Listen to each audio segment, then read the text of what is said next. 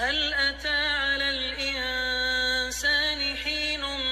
من الدهر لم يكن شيئا مذكورا إنا خلقنا الإنسان من نطفة أمشاج نبتليه فجعلناه سميعا بصيرا إنا هديناه السبيل إما شاكرا وإما كفورا إنا أعتدنا للكافرين سلاسل وأغلالا وسعيرا إن الأبرار يشربون من كأس كان مزاجها كافورا عينا يشرب بها عباد الله يفجرونها تفجيرا يوفون بالنذر ويخافون يوما كان شره مستطيرا ويطعمون الطعام على حبه مسكينا ويتيما وأسيرا إنما نطعمكم لوجه الله لا نريد منكم جزاء ولا شكورا إنا نخاف من ربنا يوما عبوسا قمطريرا فوقاهم الله شر ذلك اليوم ولقاهم نضرة وسرورا وجزاهم بما صبروا جنة وحريرا متكئين فيها على الأرائك لا يرون فيها شمسا ولا زمهريرا ودانية عليهم ظلالها وذللت قطوفها تذليلا ويطاف عليهم بآنية من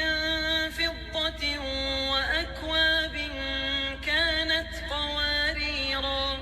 قوارير من فضة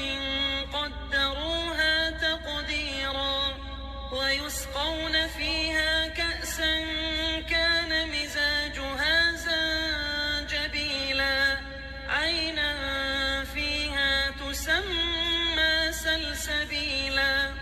ويطوف عليهم ولدان مخلدون إذا رأيتهم حسبتهم لؤلؤا منثورا وإذا رأيت ثم رأيت نعيما وملكا كبيرا عاليهم ثياب سندس خضر واستبرق وحلوا أساور من فضة وسقاهم ربهم شرابا طهورا إن هذا كان لكم جزاء وكان سعيكم مشكورا إنا نحن نزلنا عليك القرآن تنزيلا فاصبر لحكم ربك ولا تطع منهم آثما أو كفورا واذكر اسم ربك بكرة وأصيلا ومن الليل فاسجد له وسبحه ليلا طويلا إن هؤلاء يحبون العاجلة ويذرون وراءهم يوما ثقيلا نحن خلقناهم وشددنا أسرهم وإذا شئنا بدلنا أمثالهم تبديلا إن هذه تذكرة فمن شاء اتخذ إلى ربه سبيلا وما تشاءون إلا أن يشاء الله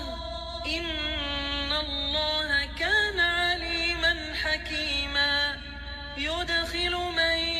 يشاء في رحمته والظالمين